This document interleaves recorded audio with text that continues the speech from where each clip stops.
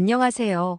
여러분들의 찐 사연을 읽어드리고 시원하게 같이 욕해드리는 DJ 담비입니다. 이번 사연은 시아버지의 폭행으로 아이를 유산했는데도 남편이 시댁 편만 들어 이혼을 생각 중인 이희정님의 사연입니다. 그럼 바로 사연부터 들어보시죠.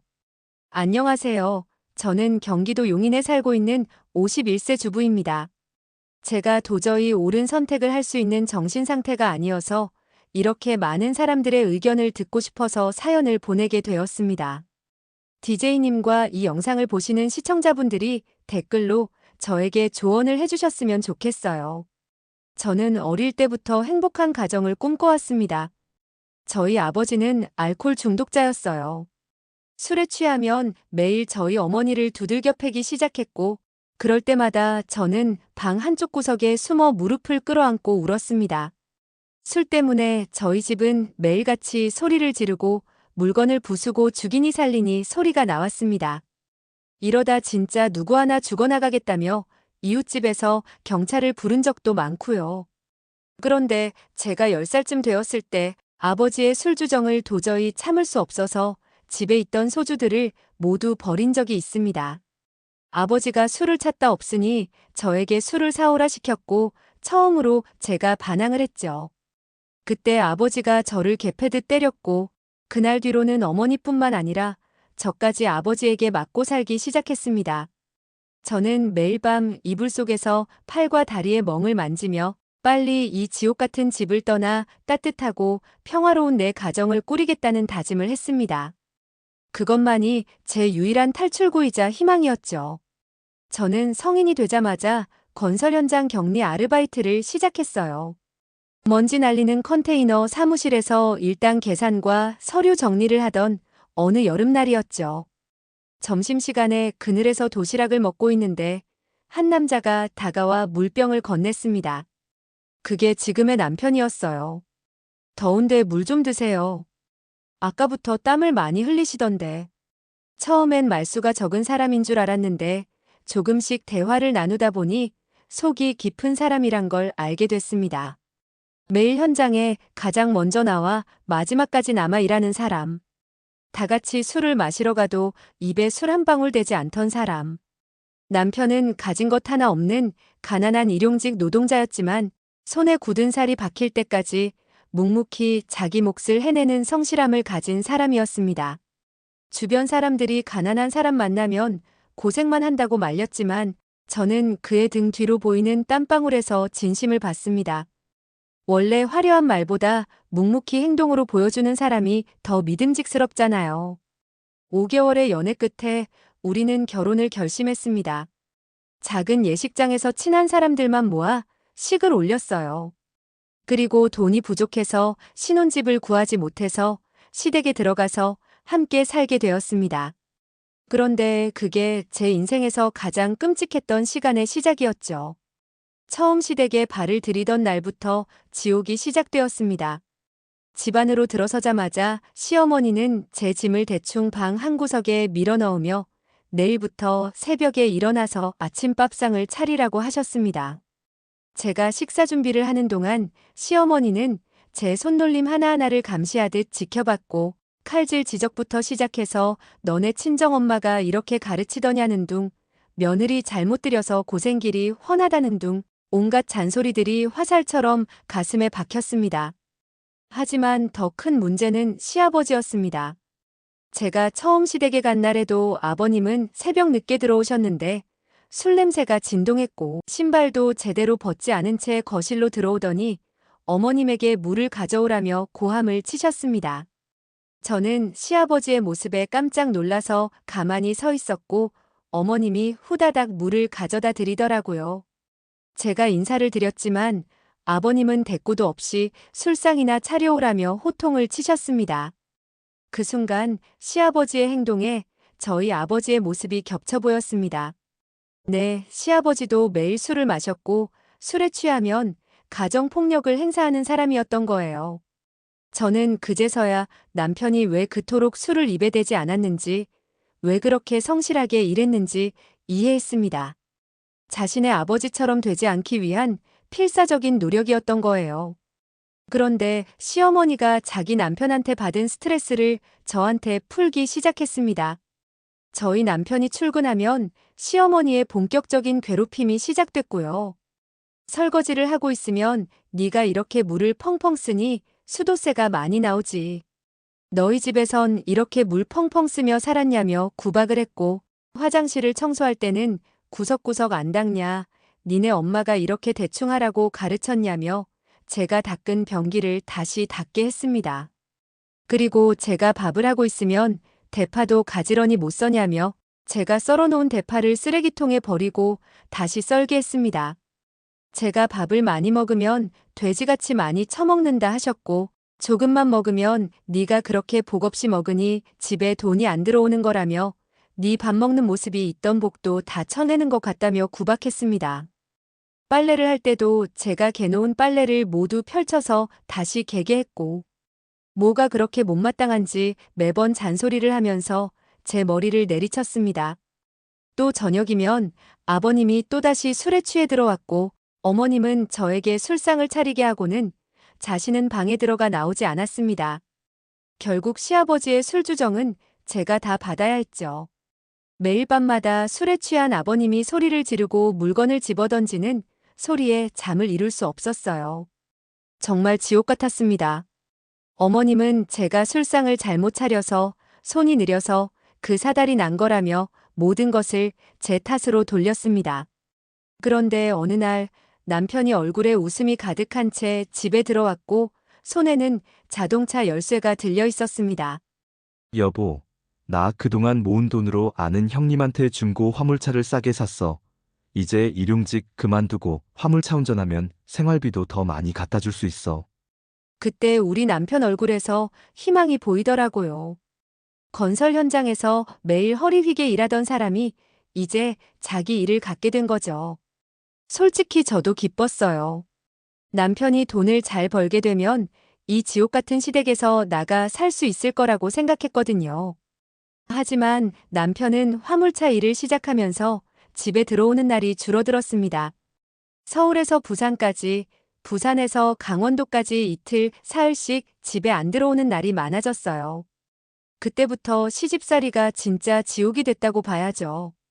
한 번은 남편이 없을 때 감기에 걸려서 열이 심하게 났는데 어머님이 이불을 확 걷어내시면서 요즘 젊은 것들은 아픈 척하면서 눈치도 없이 누워만 있는다고 하시더라고요.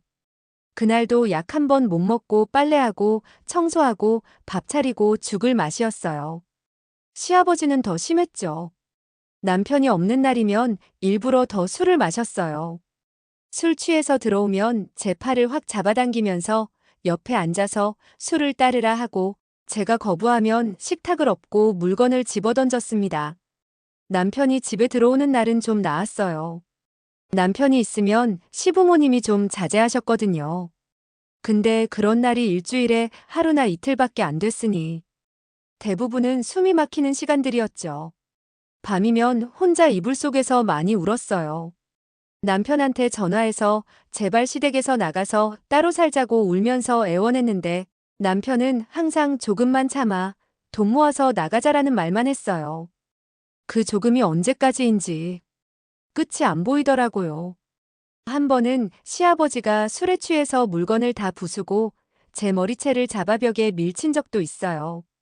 그날 밤 시어머니는 아무 말도 안 하고 방으로 들어가 문을 닫았고 저는 부엌 바닥에 쓰러진 채로 새벽까지 울었어요. 아침에 제 얼굴에 멍이 들자 시어머니가 하는 말이 넌 왜 자꾸 사람을 화나게 해? 그러니까 이런 일이 생기는 거 아니냐고 하는 거예요. 그날 제가 남편한테 제가 멍든 사진을 보내면서 제발 분가하자고 말했습니다. 여보, 아버님이 술에 취하셔서 날 또 때리셨어. 나 이제 더 이상 못 참겠어. 당신은 내가 이렇게 당신 아버지한테 맞고 사는데 왜 가만히 있는 거야? 도대체 이 집구석에서 정상적인 인간이 단 한 명이라도 있긴 한 거야? 제발 분가하자, 제발. 하지만 남편의 대답은 제 생각과 달랐습니다. 그럼 우리 어머니는 어떡하라고? 우리가 나가면 아버지가 어머니한테 더 심하게 대할 게 뻔한데, 넌 너 한 몸 편하자고 우리 엄마를 지옥으로 몰아넣자는 거야? 왜 그렇게 이기적이야? 뭐? 이기적이라고? 내가 무슨 잘못을 해서 너네 아빠한테 맞아야 되냐고. 너 내 남편 아니야? 어떻게 와이프한테 그딴 식으로 말할 수가 있어? 나한테 미안해서라도 당신이 먼저 나가 살자고 해야 되는 거 아니냐고. 그날 처음으로 깨달았어요. 남편에게는 제 고통보다 자기 어머니가 더 중요하다는 걸요. 남편 마음속에서 전 언제나 두 번째였다는 사실에 가슴이 찢어지는 것 같더라고요. 요새 젊은 사람들은 이해 못할 거예요. 요즘 같으면 바로 이혼하고 나왔겠지만 그때는 달랐어요. 특히 우리 어머니 세대는 시집 가면 죽어서나 나온다는 말이 당연했던 시절이었으니까요. 그러니 시어머니도 나한테 그걸 요구한 거겠죠. 자기가 겪은 고통을 며느리도 겪어야 한다고 생각하셨던 것 같아요. 그 시간들이 얼마나 길게 느껴졌는지 몰라요. 하루하루가 영원처럼 느껴졌어요. 웃음도, 꿈도, 희망도 다 사라져갔어요. 그냥 하루 버티고 또 하루 버티고 그렇게 살았죠. 그런데 날이 갈수록 어머님의 시집살이가 더 심해지고 아버님의 폭력도 심해졌어요. 저는 도저히 이렇게는 못 살겠다고 생각했고 이 집을 나가려면 남편과 이혼하는 수밖에 없다고 결론을 내렸습니다. 그런데 참 사람 일이라는 게 웃기더라고요. 제가 임신을 했던 거였어요. 생리가 늦어지길래 편의점에서 테스트기를 사다가 해봤더니 두 줄이 선명하게 나오는 거예요. 처음엔 어떻게 해야 할지 몰랐어요. 그 지옥 같은 집에서 아이까지 낳아 키울 자신이 없었거든요. 그런데 제가 임신을 했어도 상황은 나아지지 않았습니다. 어머님은 입덧 핑계대면서 집안일 미룰 생각하지 말라며 원래 여자들은 임신해도 똑같이 일하는 거라고 하셨고 아버님도 집안에서 담배를 피우고 술 심부름을 시키셨습니다. 그런데 결국은 제 인생을 180도 바꿔버린 일이 벌어지고야 말았습니다. 그날은 시아버지 생신이었어요. 아침부터 상을 차리느라 진이 다 빠졌는데 어머님은 계속 옆에서 소금은 왜 이렇게 많이 넣었냐, 이걸 어떻게 먹어? 하면서 주걱으로 제 손등을 내리쳤어요. 아프고 화가 났지만 꼭 참았죠. 저녁에 아버님이 오시고 술판이 벌어졌죠. 어머님은 뭐가 이렇게 예민해? 내가 너 때는 만삭일 때도 술상 차리고 다 했어. 라며 저더러 술을 따르라고 시켰어요. 입덧이 심해서 술 냄새만 맡아도 토할 것 같다고 했는데도 말이에요. 새벽 2시가 넘어서 겨우 정리하고 설거지를 하고 있었는데 그때 갑자기 만취한 아버님이 주방으로 들어왔어요. 술 냄새가 코를 찔렀어요. 야, 누구 맘대로 술상을 치워? 뭐 하는 거야? 그 소리에 제가 너무 놀라서 그만 손에 들고 있던 그릇을 떨어뜨렸어요. 그 모습을 보고는 아버님이 저한테 욕을 하기 시작했습니다. 이 정신 나간 년이! 그 다음 순간 평생 잊지 못할 그 끔찍한 일이 벌어졌습니다. 아버님이 갑자기 제 배를 강하게 걷어찼어요. 너무 갑작스러워서 피할 수도 없었어요. 쿵 하는 소리와 함께 제 몸이 싱크대에 부딪혔고 그대로 바닥에 주저앉고 말았습니다. 시아버지는 그대로 비틀거리며 나가버렸고 시어머니는 엄살 부리지 말고 빨리 설거지나 하라고 소리쳤습니다. 그런데 제 배에서는 통증이 느껴지기 시작했어요. 그리고 곧 하복부가 뜨거운 느낌이 들더니 하혈을 하기 시작했습니다. 결국 저는 응급실에 실려갔고 응급실 천장을 보면서 제발 우리 아기를 살려달라고 속으로 빌었지만 저는 유산을 하고 말았습니다. 남편은 다음 날이 되어서야 병원에 도착했어요. 남편은 수술이 끝나고 병실에 누워있는 저를 보더니 그 자리에 털썩 주저앉더라고요. 저는 그냥 멍하니 천장만 바라봤어요. 내 뱃속에서 자라던 아이를 지켜주지 못했다는 생각에 가슴이 찢어지는 것 같았습니다. 그리고 이젠 정말 이혼을 하고 시댁에서 나와야겠다고 마음을 먹었죠. 병원에 입원해 있는데 정말 살기 싫더라고요. 눈뜨기도 싫고 밥 먹기도 싫고 간호사가 약 먹으라고 줘도 먹기 싫고 그냥 아무것도 하기 싫었습니다. 그 후로 저는 정말 심한 우울증에 빠졌어요. 매일 밤 꿈에서 아이를 부르며 울었고 낮에는 멍하니 창밖만 바라보며 시간을 보냈어요. 가슴이 너무 아파서 숨쉬기도 힘들었어요. 그러다 남편이 어느 날 제 손을 꼭 잡더니 이런 말을 하는 거예요. 이제 우리 집에 안 들어갈 거야. 내가 작은 집 하나 구했어. 처음엔 못 믿겠더라고요. 그동안 어머니가 힘들어지니까 분가는 안 된다던 사람이 갑자기 따로 살 집을 구해놨다니. 그런데 남편 표정을 보니 정말 진심이더라고요.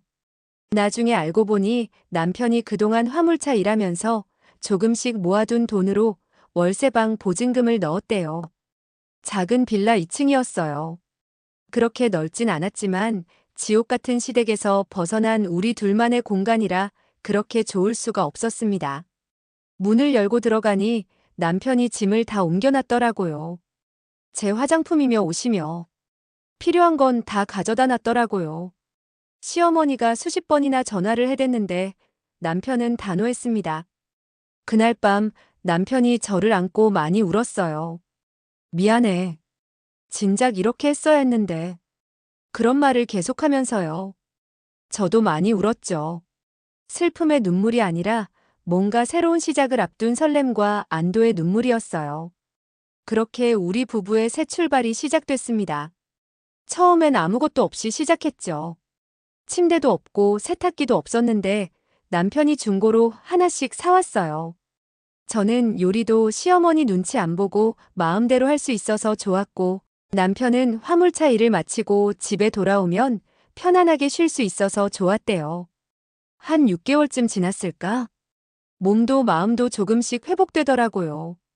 더는 악몽에 시달리지 않게 되었고 식욕도 돌아왔어요. 남편도 전보다 웃음이 많아졌고요. 그러던 어느 날 남편이 저한테 물었어요. 우리 다시 아이 가져볼까? 처음엔 두려웠지만 정말 다행히도 임신이 됐어요.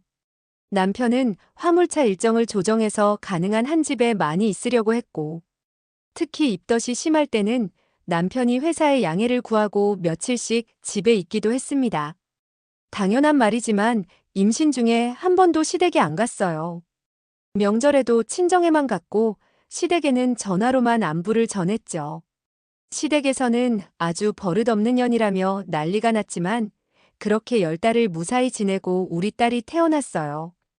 딸이 태어나고 우리 집에 웃음소리가 더 늘었습니다. 시간이 흘러 딸이 1살, 2살 걷기 시작하고 말을 배우고 그런 모습을 보는 게 정말 행복했어요. 남편은 퇴근하면 항상 딸을 안고 저와 함께 집 주변을 산책했습니다. 아빠 어깨 위에 올라타서 까르르 웃는 딸을 보면 처음 유산했던 아기가 생각나 가슴이 뭉클했죠. 분가한 지 5년쯤 됐을 때 우리는 월세가 아닌 작은 아파트에 전세로 들어갈 정도가 되었습니다. 24평 아파트였는데 남편이 그동안 열심히 일해서 모은 돈으로 보증금을 넣었죠. 저는 남편과 맥주 한 잔씩 마시면서 베란다에 앉아 있었어요. 잠든 딸을 바라보면서 남편이 이런 말을 하더라고요. 정말 잘 견뎌줘서 고마워. 덕분에 우리가 이렇게 행복할 수 있었어.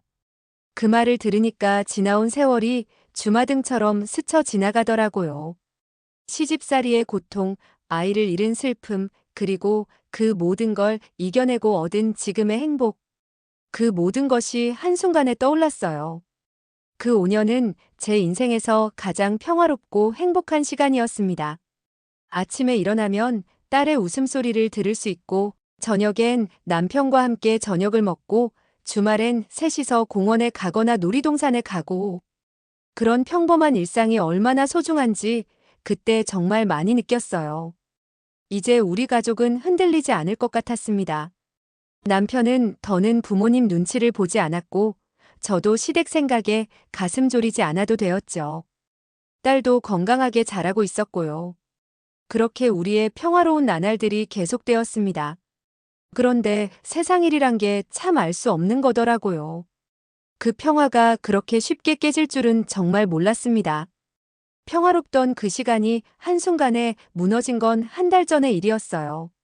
그날도 평소처럼 저녁을 준비하고 있었는데 남편 핸드폰이 울렸어요.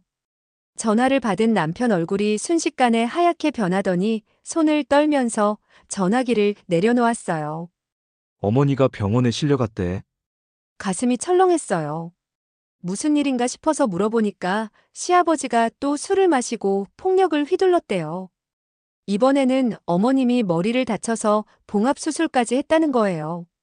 남편은 바로 병원으로 달려갔어요. 저는 딸이 있어서 같이 가지 못했는데 그게 다행이었던 것 같아요. 밤 12시가 넘어서야 남편이 돌아왔는데 얼굴이 너무 어두워 보였어요. 괜찮아? 어머님은 어떠셔? 상황이 심각해. 그날 밤 남편은 거실 소파에 앉아서 한참을 말없이 있더니 갑자기 이런 말을 하는 거예요. 우리가 그때 분가한 게 잘못이었던 것 같아. 내가 어머니 곁에 있었으면 이런 일이 안 생겼을 텐데. 순간 속에서 뭔가가 확 내려앉는 느낌이었어요. 설마 하는 마음으로 물었죠. 그래서 어쩌자는 거야? 남편이 고개를 들어 저를 바라보며 말했어요. 본가에 다시 들어가야 할 것 같아. 어머니를 더는 혼자 두면 안 될 것 같아. 그 말을 듣는 순간 온몸에 소름이 돋았어요. 다시 그 집으로 돌아간다고? 그 지옥 같은 곳에? 게다가 이젠 어린 딸까지 데리고 상상만 해도 숨이 막혔습니다. 정말 그럴 생각이야? 내가 거기서 어떻게 지냈는지 기억 안 나. 내가 얼마나 고통받았는지 잊었어? 남편은 한숨을 깊게 내쉬면서 이렇게 말하더라고요. 기억해. 다 기억하고 있는데 어머니가 이번엔 정말 크게 다치셨어. 만약 다음번에는 더 심한 일이 생기면 어떡해? 나는 우리 엄마 그렇게는 못 두겠어. 그날 밤 우린 처음으로 크게 싸웠습니다. 저는 절대로 시댁에 다시 들어갈 수 없다고 그곳에서의 끔찍한 기억들을 하나하나 상기시키며 울부짖었어요. 특히 아버님이 제 배를 차서 아이를 잃게 했던 그 순간을 잊을 수 없다고요. 하지만 남편은 이해한다면서도 자기 엄마를 포기할 수 없다고 했습니다. 결국 그날 밤은 서로 등을 돌린 채 잠들었죠. 아니, 잠들었다기보다는 뜬 눈으로 밤을 새웠다고 해야 맞을 것 같아요. 다음 날부터 남편은 매일 병원에 들렀다가 퇴근했어요. 시어머니는 일주일 정도 입원한 후 퇴원했는데 그때부터 남편의 말이 더 단호해졌어요. 다음 주까지 짐 싸. 다시는 우리 아빠가 너한테 손찌검하는 일 없게 할게. 하지만 저는 그 말을 믿을 수 없었습니다. 술에 취한 사람이 어떤 짓을 할지 누가 알겠어요? 5년 전 제 뱃속 아이를 잃었던 그날처럼 또다시 돌이킬 수 없는 일이 생길까봐 너무 두려웠죠. 난 절대 시댁에 다시 안 가. 내 딸도 데려가지 마. 만약 당신이 정말 시댁으로 들어간다면 나랑 이혼해. 그 말을 하는 순간 제 심장이 찢어지는 것 같았어요. 정말 하고 싶지 않은 말이었지만 딸의 안전을 위해서라면 어쩔 수 없었습니다. 남편은 망연자실한 표정으로 한동안 말을 잇지 못했어요. 그렇게까지 할 필요가 있어? 이러니 저러니 해도 우리 부모님이고 우리 가족이야. 맞아, 우린 가족이야. 그런데 난 우리 딸을 지켜야 해. 우리 아빠가 했던 것처럼 너네 아빠도 술만 마시면 폭력을 휘두르잖아. 그런 사람 곁에서 우리 딸이 자라길 바라. 남편은 고개를 숙인 채 아무 말도 하지 않았습니다. 그리고 짐을 풀더니 거실 소파에서 밤을 보냈죠. 아침에도 괴로운 표정으로 출근했고요. 지금 제 마음은 정말 복잡해요. 남편을 사랑해요. 그동안 우리 가족을 위해 정말 열심히 일해왔고 딸에게도 좋은 아버지였습니다. 단지 부모님에 대한 의무감이 너무 강한 거죠. 특히 어머니에 대한. 하지만 다시 그 집으로 돌아가는 건 정말 생각만 해도 끔찍합니다. 게다가 이제는 딸의 안전까지 걱정해야 해요. 아이를 위험에 빠뜨릴 수는 없잖아요. 만약 술 취한 시아버지가 딸에게 손을 댄다면 그땐 저도 제가 어떤 짓을 저지를지 모를 일입니다. 그래서 이렇게 사연을 보냅니다. 제 선택이 이기적인 걸까요? 남편의 효심을 막는 나쁜 아내인 걸까요? 아니면 제 아이를 지키려는 당연한 모성애일까요? 남편과 이혼하는 게 정말 옳은 선택일까요? 아니면 다시 한번 시댁에서 살아보는 게 맞을까요? 정말 모르겠어요. DJ님과 여러분의 조언이 필요합니다. 이 복잡한 마음을 어떻게 정리해야 할지. 저는 지금 인생의 갈림길에 서 있는 것 같아요. 안녕하세요. DJ 담비입니다. 희정님의 사연을 읽으면서 정말 화가 치밀어 올랐어요. 일단 솔직히 말씀드릴게요. 그 시아버지 진짜 인간 쓰레기네요. 술 마시고 임신한 며느리 배를 찬다고요? 인간이 할 짓입니까 이게? 최소한의 인간성도 없는 거잖아요. 그리고 시어머니도 마찬가지예요. 며느리가 만만하니까 화풀이 대상으로 삼는 거잖아요. 희정님 말대로 그 집안에 제대로 정신 박힌 사람이 한 명이라도 있냐고요. 그리고 죄송하지만 희정님의 남편도 마냥 좋은 사람은 아닌 거예요. 분명히 성실하고 착한 사람인 건 알겠는데 아내가 유산까지 했는데도 5년 만에 다시 그 지옥으로 데려가려는 남편이라니. 제가 희정님이었다면 고민 없이 바로 이혼했을 것 같아요. 자, 이제 제 감정은 좀 가라앉히고 이성적으로 희정님의 상황을 분석해 볼게요. 첫째, 청취자님은 절대 이기적인 사람이 아닙니다. 오히려 너무 참고 견디셨어요. 보통 사람이었으면 그 유산 사건 후 바로 이혼했을 거예요. 자신의 안전과 아이의 안전을 지키려는 것은 당연한 권리입니다. 그리고 그건 당연한 모성애죠. 둘째, 남편분이 어머니를 걱정하는 마음은 이해해요. 하지만 지금 자기 어머니보다 더 보호해야 할 사람은 자기 아내와 자기 딸입니다. 우선순위가 뒤바뀐 거죠. 어머니를 돕고 싶다면 시아버지의 알코올 문제부터 해결해야 해요. 그걸 방치하면서 아내와 아이를 위험에 빠뜨리는 건 효도가 아니라 무책임한 거예요. 셋째, 딱 봐도 시아버지는 변하지 않을 사람입니다. 술만 마시면 폭력을 휘두르던 짐승이 갑자기 인간이 될 리 없잖아요. 그리고 술 마시는 걸 끊을 것 같으세요? 절대 안 끊어요. 그런 사람들 평생 그렇게 살아요. 결론부터 말씀드리자면 절대 그 집으로 들어가면 안 된다고 생각합니다. 아니, 근처에도 가면 안 돼요. 그리고 남편에게는 다음과 같은 선택지를 줘야 합니다. 1. 시어머니를 따로 모시는 방법을 찾거나 2. 시아버지의 알코올 치료를 받게 하거나 3. 그것도 안 되면 정말 이혼을 심각하게 고려해야 해요. 특히 세 번째 선택지가 가장 현실적일 수 있어요. 왜냐하면 그 시아버지는 절대 변하지 않을 거니까요. 솔직히 말해서 그런 사람은 교도소에 가야 돼요. 임신한 여성을 폭행해서 아이를 잃게 한 건 그냥 폭행죄가 아니라 더 심각한 범죄라고요. 근데 남편과 이혼하면 아이는 어떡하죠? 라고 물으실 수 있는데 저는 이렇게 답하고 싶어요. 폭력적인 환경에서 자란 아이와 한부모 가정에서 평화롭게 자란 아이, 어느 쪽이 더 건강하게 자랄까요? 답은 뻔하죠. 아, 그리고 마지막으로 남편분이 내가 집에 있으면 아버지가 폭력을 안 휘두를 거야 라고 말할 수도 있는데 그건 절대 믿지 마세요. 술에 취한 사람은 누가 있든 말든 폭력을 휘두릅니다. 아무리 아들이라도 막을 수 없어요. 오히려 같이 다칠 수도 있고요. 정말 힘드시겠지만 지금은 강해지셔야 해요. 이건 단순히 시집살이의 문제가 아니라 당신과 아이의 안전, 나아가 생존의 문제입니다. 제발 그 집으로 돌아가지 마세요. 그리고 남편이 정 그 집으로 가겠다면 과감하게 이별을 선택하세요. 여러분은 어떻게 생각하세요? 우리 사회에서 시집살이라는 이름으로 묵인되는 폭력과 학대가 너무 많아요. 효도라는 이름으로 희생을 강요하는 문화도 바뀌어야 해요. 가족이라는 이유로 폭력이 정당화될 수는 없습니다. 절대로요. 더 궁금하신 점 있으시다면 언제든 다시 사연 보내주세요. 제가 꼭 답변 드리도록 하겠습니다. 오늘 사연 보내주셔서 감사합니다. 시청자분들도 지인분들에게 희정님의 사연을 카톡으로 공유해주시고 댓글로 의견을 남겨주시면 희정님에게 큰 도움과 위로가 될 것 같습니다. 사연을 보내고 싶으신 분은 언제든 메일로 보내주시면 됩니다. 끝까지 시청해주셔서 감사합니다. 저는 또 다른 사연으로 찾아뵐게요. 구독과 좋아요 꼭 부탁드립니다.